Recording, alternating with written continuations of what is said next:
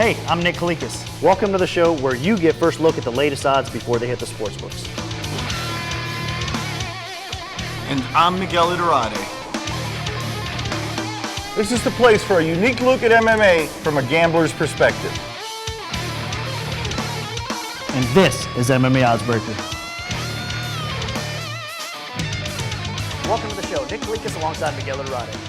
On today's show, Nick and I are going to get things started by looking at UFC 146's main card for this weekend. We're also real lucky we're going to be joined by Stipe Miocic, one of the fighters from that card. And on today's Oddsbreaker segment, I'll be joined by Jeremy Botter from Bleacher Report.com and Damon Martin from MMAWeekly.com. Both guys will help me break 4 big fights.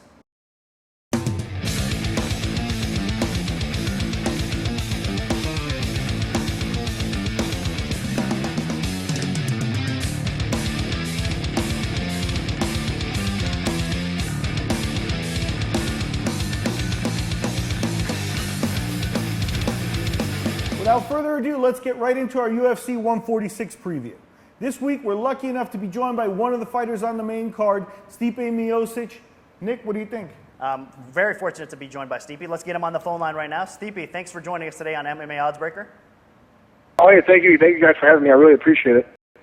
All right, I know the fans out there are really anxious to get our picks and preview for 146, so let's get right on it. Starting with the main event, the title is up for grabs, the UFC Heavyweight Championship between JDS and Frank Mir. And actually, let's get your thoughts first, Stipe. We're going to start off with Junior Dos Santos is a minus 520 favorite. The comeback is plus 370 on Frank Mir. So big fave is the champ. How do you think this fight's going to play out? It's gonna be who I think makes the game plan. Like Dan's walking down the street. Mir's he's good on the street too, but he's really good on the ground. So I think whoever uses their game plan is gonna win that fight. Okay, let's go to Miguel.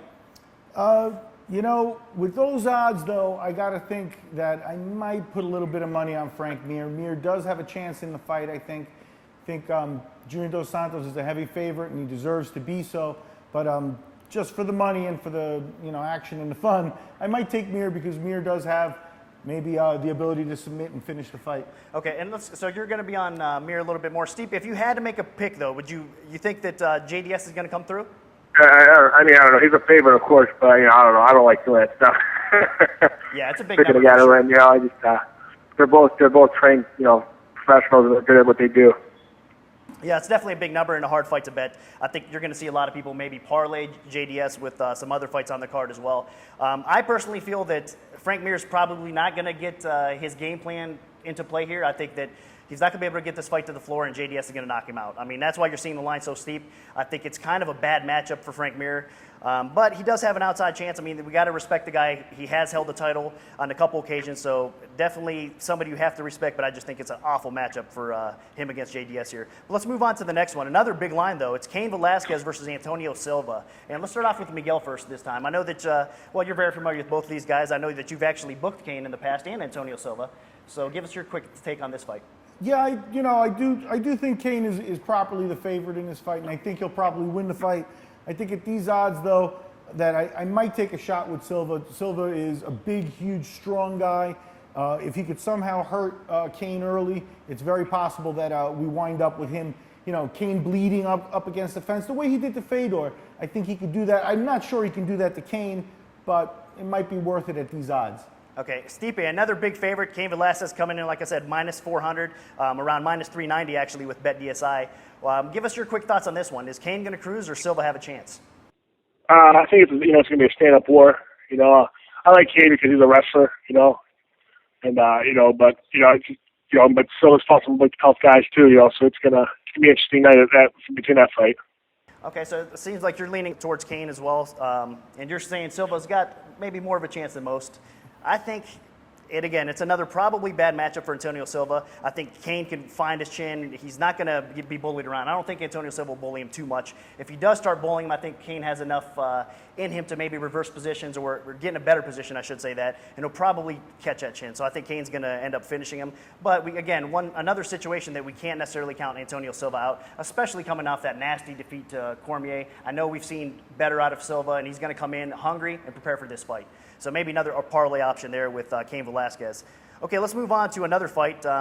Roy Nelson versus Dave Herman. Now, Dave Herman coming in as a late replacement here. I guess I'll go first with this one. Nelson's minus 210 right now at DSI, and the comeback's plus 170. I think it's an interesting fight, a closer fight according to the odds, as we've seen in the first two fights that we've covered, obviously. And I think it will be a lot more competitive. Now, we see several advantages in Roy Nelson coming into this fight. I think Herman's the bigger fighter, obviously, but Nelson's probably the more talented overall fighter. But if this thing plays out a little bit, I think Herman has a good shot. Another fight that I probably wouldn't bet Nelson on. I think that his last few fights haven't been impressive. He's actually looked worse on occasion. So I don't know if I lay the juice on Nelson right now. It'd probably be a pass, or I would go with the plus money on Dave Herman here. Give me your thoughts, Miguel. You know, Nelson's a weird guy because he fought, you know, as many people would just flat out say it, he fought fat for years. And, you know, when you're a big guy and you're fighting and you become accustomed to it, starting to lose weight and stuff now your style doesn't work for what you are now. And I got a feeling that's a little bit of what's happening to Nelson, is that he's adjusting to losing weight and being about 230 instead of about 260. And I would pick Herman in this fight. My only concern here, though, is the cardio factor. He has taken this fight on very short notice, you know, and we've seen him have cardio issues before. So I don't know if he can go three. I guess, at full throttle, you know what I mean? The level he's going to need to, and Nelson possibly could. So that's my concern. What do you think about this fight, Stipe? Nelson versus Dave Herman? You know, Nelson, that dude's fought everybody, you know. He doesn't get dropped. He keeps coming hard, you know, and Herman's very athletic and, you know, moves well for a big guy, too, you know, and he just, you know, Herman's got to use a game plan, keep his distance, and not try to get a, you know, slugfest with Nelson, because, you know, Nelson will take him out, I think, you know, but I think, you know, just like I said, you know, it's like every fight, whoever, you know, does their game plan is going to win that fight. Yeah, definitely. Game plans are going to be huge coming in that fight. And that's another concern maybe with Dave Herman at point, though, because a lot of time he doesn't come in as prepared or have a good game plan instead. I mean, we've seen that. It's pretty obvious. And Nelson's really hard to kill. You know, I mean, he's not a guy who gets finished. So, you know, maybe I picked wrong, but I might take Herman on this one just because I have a feeling that Nelson losing weight has not been a good idea for him in his career. Yeah, I mean, I'm feeling that way a little bit too. So I think maybe the side is Herman, even though the more talented of the two fighters, definitely Nelson here. And let's move on to another late matchup here between Stefan Struve and LeVar Johnson. Now, a lot of fans are split on this fight. I opened at minus 125 Johnson, so basically a pick. Basically, everybody thinks it's going to play out. LeVar Johnson either knocks him out or Struve gets a submission, and I think that's how it's going to go down. I don't see this fight going 3 at all. Let's get Stipe's take on this fight first. LeVar Johnson versus Stefan Struve, basically a pick'em fight. Yeah, I don't think this fight's going to last 3 rounds. It just depends where it goes, you know, because LeVar Johnson, the guy hits like a ton of bricks, you know, and, you know, Struve is really good at the ground. He keeps his distance, you know, and oh, man, it's a tough draw with that one, you know.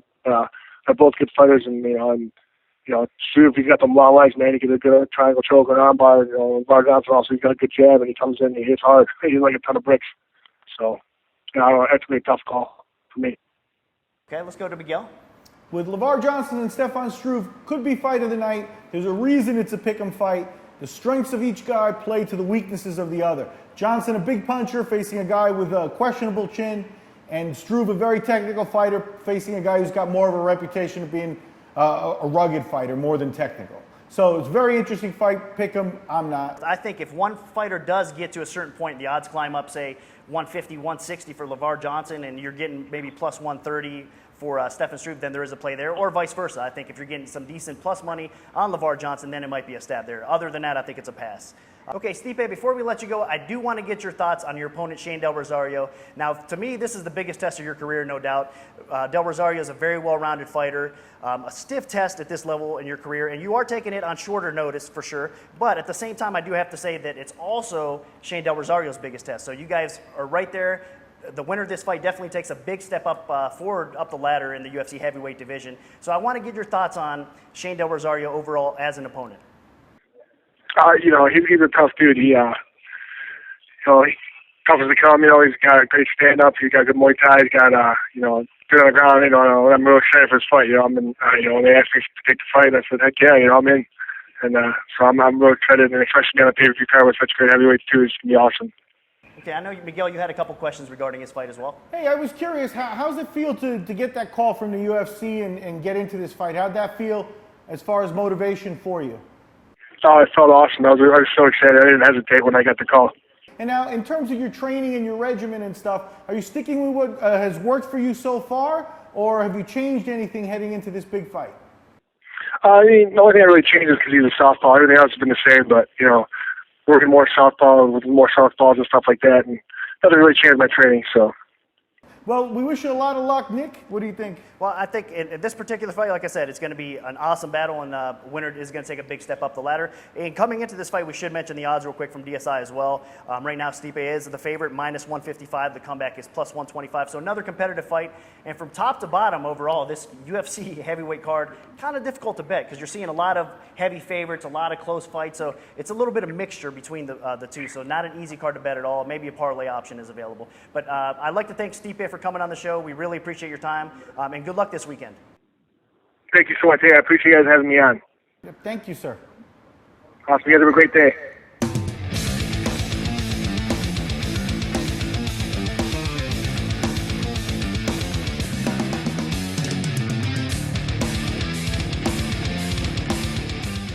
Okay, time to get started on today's Oddsbreaker segment. Let me quickly introduce both of our guests. First, the national UFC writer for BleacherReport.com, Mr. Jeremy Botter. Jeremy, welcome back to the show. Thanks for having me back, Nick. Also joining us today from MMAWeekly.com and host of MMA Weekly Radio, Damon Martin. Damon, welcome back to the show. Thanks for having me. Okay, both of you guys being on the show before, you know how it works, but for those that don't, let's quickly explain. BetDSI, our sponsored sportsbook, has donated a $5K bankroll to both guys, and they get to pick 4 fights to bet on that I've selected today. Starting off with the first fight, comes to us from UFC 148 on July 7th. It's the Interim Bantamweight Championship between Uriah Faber and Hendon Barao. I'm going to open this fight a pick a minus 115 either way, so basically you guys are going to dictate where the line hits the sportsbook at, and we're going to start off with Jeremy first. Jeremy Botter, what's your take and what's your bet? I really like this fight. I think it's very interesting, and I think that line that you're opening up is pretty much perfect. I think it's a pick'em. For me, I'm going with Uriah Faber, mostly because I don't believe Hendon Barao has ever faced anybody as good as Uriah Faber. And, there's a chance that Faber hasn't fought anybody quite as good as Barao. Barao's a very great fighter, right up there with the top in that division. But I'm going to go with Faber for the experience factor. Okay, so you are going to lay the slight juice. It is a pick 'em fight, so juice both ways here. But Jeremy's going to go 575 to win 500 on Uriah Faber. Okay, let's throw it over to Damon Martin and see his take on this. Is it Uriah Faber or Hendon Barao? I'm going with Hendon Barao in this fight. I think the biggest thing here is that Hendon Barao is a very experienced fighter. Obviously great on the ground, great stand-up. We saw him take on another really good wrestler in his last fight in Scott Jorgensen. He did really, really well against him. And I think the biggest factor for me is the emotional factor for Uriah Faber. I mean, he's been building for the last year basically to face Dominic Cruz, and now he's not facing Dominic Cruz. And I don't think you can look away from that playing a factor in how he approaches this fight. I think it's a big letdown that he's not facing Dominic Cruz, and I think he's going to be surprised a little bit facing a guy like Hendon Barao. Okay, so Damon Martin is going to go the other side. You're going to take Hendon Barao, and again, it's going to be the same price, $575 to win $500. So it looks like it is going to hit the sportsbooks at a pick'em, and a lot of the fans might be split as well. We'll see how it unfolds on July 7th. Okay, moving on to the second fight, comes to us from StrikeForce this time on July 14th. Another title fight at stake, and this time it's Luke Rockhold versus Tim Kennedy for the Middleweight StrikeForce Championship. Now, I'm going to open up Rockhold, the champion, as a decent favorite. He's coming in minus 285. The comeback is going to be plus 215 on the challenger, Tim Kennedy. And let's get Damon's thoughts on this fight first. I like this fight a lot, but I'm going to stick with the favorite the favorite Luke Rockhold. He's looked phenomenal since he's won the title. I'm not going to lie. When he fought Jacare to win the belt, I didn't think he'd be able to beat Jacare, but he's looked fantastic. This kid's a monstrously huge middleweight. If you've never met him before, he's a big, big kid for 185, and I just think he's going to get better. I like Tim Kennedy a lot, but the problem is Tim's been out for such a long time, and Tim has looked good in some fights and okay in others, and I just expect a better Luke Rockhold to come out here and just dominate this fight. I just think that he's a star on the rise and a guy you got to watch out for. So I got to stick with Luke Rockhold in this one. Okay, so Damon Martin is going to stick with the champion, Luke Rockhold. It's going to be $14.25 to win $500. Now let's throw it over to Jeremy. Jeremy, is Damon on the right track here? Yeah, he is. I hate agreeing with Damon as a matter of principle, but I've got to go with the same thing. I think Luke Rockhold, as Damon said, is a giant middleweight. And that doesn't mean that Tim Kennedy's a bad fighter, because Tim Kennedy is a very good middleweight. I just don't believe he's good enough. I think Luke Rockhold is kind of one of the future guys, future top guys in the middleweight division, whether it's in StrikeForce or whether it's in the UFC. So I'm going to take him to beat Tim Kennedy. Okay, so Jeremy Botter also going $14.25 to win $500 on the champion at minus 285. Both of our experts agree that Rockhold is the side. Okay, moving on to the third fight from today's Oddsbreaker segment. We're going to stick to StrikeForce, the same card on July 14th. Another title fight. This time is for the vacant welterweight title, and it's between Tyrone Woodley and Nate Marquardt. Now, guys, another pick'em type of fight. We're going to start off with Jeremy first this time. Jeremy, I'm going to open up Nate Marquardt, the very slight favorite, minus 125. The comeback on Woodley, minus 105. What's your take and what's your bet? I honestly like Nate Marquardt in this fight a lot. Tyrone Woodley, I still believe to be considered a prospect in the sport. I don't believe he's faced anybody nearly as good as Nate Marquardt can be. Now, of course, we haven't seen Marquardt at 170 yet. We don't know what he's going to be like. We don't know how big he's going to be. We know he's big at middleweight. That, to me, would I think that's going to give him a strength advantage at 170. But, we'll see. One thing I do know for sure, this has the potential to be a fairly terrible fight with two guys really negating each other. But I'm going to take Nate Marquardt, possibly by knockout. Okay, so Jeremy is going to risk the juice. It's going to be $625 to win $500 on Nate Marquardt. Okay, Damon, you heard Jeremy's take on this fight. Now, do you agree or disagree with Jeremy? Like usual, I'm going to disagree with Jeremy because he's probably wrong. But no, in all seriousness, I'm going with Tyrone Woodley in this one. Really for a multitude of factors. When you look at Nate Marquardt's last few fights when he's lost, his last two losses especially were against big physically strong wrestlers, Yushin Okami and Chael Sonnen, guys that could take him down and put him on his back and make him in an uncomfortable position. If there's one thing you can say about Tyrone Woodley is that he is a great wrestler. He will take Marquardt down in this fight and put him on his back. And let's be honest, there's two big factors we're not talking about here. Nate Marquardt, as Jeremy kind of mentioned, he hasn't been at 170 before. We have no idea what we're getting at 170. And also, he's been out for a year. By the time this fight takes place, he's going to be out for well over a year. So, you can't discount that kind of layoff, especially with the weight cut. All these different things playing into it. Tyrone Woodley's been at the top of his game in his last few fights. He may not be the most exciting fighter in the world, but he can put you on your back and keep you there, and I think that's what this fight's going to look like. All right, so Damon Martin's going to go the other side here, laying the slight juice minus 105, so it's going to be $525 to win $500 on Tyrone Woodley. And again, both of our experts split on this fight. I think the public will too. It's a very competitive fight. We're going to see a lot of two-way action when it hits the sports books. And it does take place July 14th, so we'll find out how it unfolds very soon. Okay, time for today's bonus fight. This time it comes to us from UFC 149. Should be the co-main event between Thiago Silva and Mauricio Hua. Now, I'm going to open up Shogun minus 250. The comeback is going to be plus 190 on Silva. And this time we're going to start off with Damon Martin first. Damon, what's your take and what's your bet? Well, listen, I like Thiago Silva. He's a serviceable guy, but the problem is anytime you've put him in there against the top 10 light heavyweight, he's lost. When you look at his record in the UFC, every opponent he's ever defeated is no longer in the UFC. I don't think that really bodes well in this fight for him. Mauricio Shogun Hua is a very durable guy, as evidenced by his last fight with Dan Henderson. He's a powerful striker. And these are all factors that just don't work well with Thiago Silva. So I think Mauricio Shogun Hua is going to win this. He's going to win it big. I think he's going to knock him out probably in the first or second round. Okay, so Damon isn't going to hesitate to lay that juice. It's going to be minus 250, so it will be $1,250 to win $500. Now let's throw it over to Jeremy. Do you agree with Damon this time? I actually do, again, as much as I hate doing that. But I think Thiago Silva is a decent light heavyweight, but he's not a great one. And we all know Shogun Hua is a great light heavyweight. My only concern is which guy or which version of Shogun's going to show up. Is he going to have injuries? Is he going to have, are his knees going to give him problems that prevent him from training? That's been a big problem over the past 2 or 3 years for him, ever since he started in the UFC. I'm not as confident in Damon that Shogun's going to win big, but I'm still picking him nonetheless. Okay, so both of our experts do agree that Shogun is the side, but again, they're saying basically tread cautiously. And I agree because it's going to be a competitive fight, but I do think that the general public thinks it's Shogun's fight to lose. We'll see how this unfolds, again, at UFC 149 on July 21st. All right, guys, awesome job on today's Oddsbreaker segment. Before I let you go, I do want you guys to plug your websites or anything you'd like to say. So let's start off with Jeremy first. Jeremy, go ahead. Hey, you can follow me on Jeremy Botter and check out my work at bleacherreport.com/cagedin. Nick, thanks for having me on again. I appreciate it. It's always a fun time. Okay, Damon, what about you? Anything you'd like to say before we let you go? Oh, yeah, definitely follow me on Twitter at Damon Martin, also over on MMAWeekly.com, and every Monday through Thursday, MMA Weekly Radio. And as always, again, thanks for having me. All right, guys, we'll see you guys down the road, and thanks for coming on today. Welcome back to the show. Another great Oddsbreaker segment.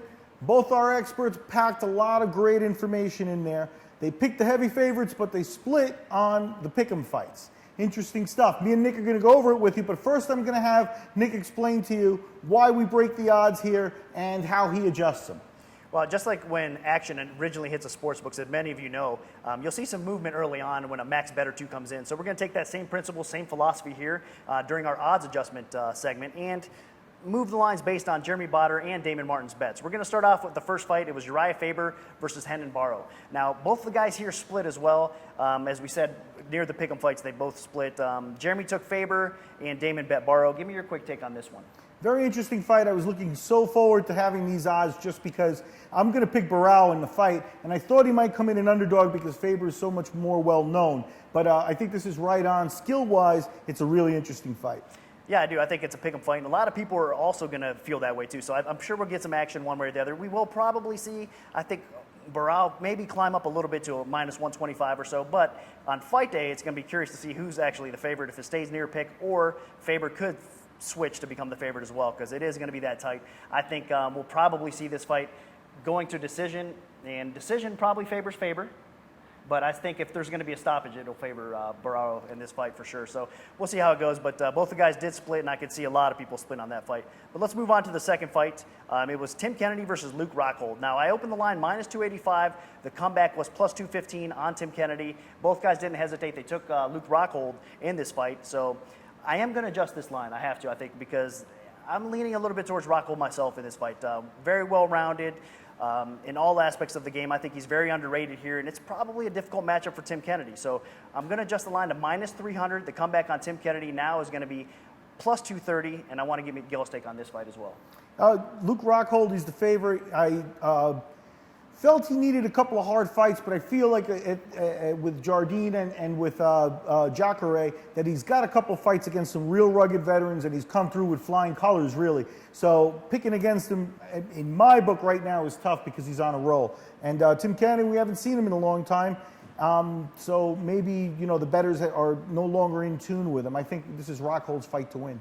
Yeah, I do too. Like I said, I see some advantages, even though that, a lot of people do respect Kennedy, and he's well-rounded too. I think these are two of the most well-rounded guys in StrikeForce, period, and two of the best 185 guys when it comes to having all-around skill, wrestling, submissions, be able to beat you on the feet, both very well-rounded. So let's move on to the next fight here.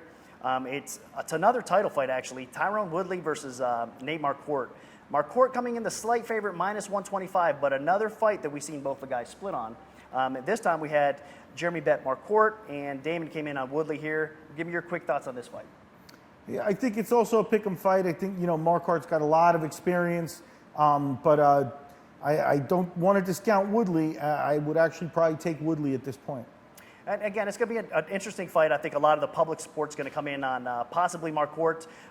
Again, we know that what he accomplished in the UFC, but in this particular matchup, the style of Woodley is going to be interesting and a big test, I think, also for Nate Marquardt, because we've seen him struggle against solid wrestlers in the past, and that's exactly what you have here in Tyrone Woodley. He's going to have disadvantages in this fight, I agree, but at the same time, the one key advantage he is going to have is probably that wrestling, and that might be enough. So I'm leaning a little bit more towards the dog here, and again, another fight that I think we'll see a lot of the public go back and forth on. And no adjustment made on this fight, by the way. We're going to leave it hit the books at minus 125 for Nate Marquardt. Yeah, with the guy splitting. Now we'll go on to the next fight. It's another big fight. Thiago Silva, it's our bonus fight, versus Mauricio Rua. I opened Shogun minus 250. The comeback is plus 190. And again, as you mentioned, both the guys did come in on the favorite. So my new adjusted line is going to be minus 265. The comeback is going to be plus 205 on Thiago Silva. And we'll go to Miguel. I mean, I like Thiago Silva a lot, but it's really hard to pick against Mauricio Rua. He's a former champion. He's coming back. I think, the motivation factor of wanting to get back to the top is strong culturally with Brazilians. Him in particular, I think, has always been a guy who, if his mind is right, he's really tough to beat. And I like Rua in this fight.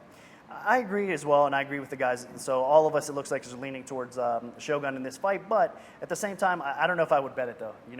We've just seen too many inconsistencies between Shogun in the last few fights. He's looked great at times, but then again, he's looked to not be in tip-top shape, as we all know. We've seen it. But against Henderson, let's give him credit. He took a beating, and he went 5 rounds. Both guys gave each other a beating in that fight. But so he was able to make it 5 rounds. So it depends. I think that took a lot out of him, though, too, man. I mean, that fight was just vicious. So I'm not necessarily comfortable betting Rua at minus 265. I would probably pass here, but I do think that's probably the side. That's it for another episode of MMA Oddsbreakers. We held off on our mailbag segment to get Stipe in here on a special type of show, but next week the mailbag will be back. If you have any questions about MMA or the odds that Nick breaks here on the show, send us an email to MMAOddsbreaker@gmail.com. You can look for the lines that Nick broke right here on the show to start popping up at the sport books throughout this week. And I want to take a moment to thank our special guests. As always, great information from Jeremy Botter and Damon Martin. And of course, Stipe Miocic. Good luck at the UFC, buddy. Make sure you also check out our new website, MMAOddsbreaker.com. And as always, follow us on Twitter @MMAOddsbreaker. For Miguel Arati, I'm Nick Kalikas saying until next time, enjoy the fights.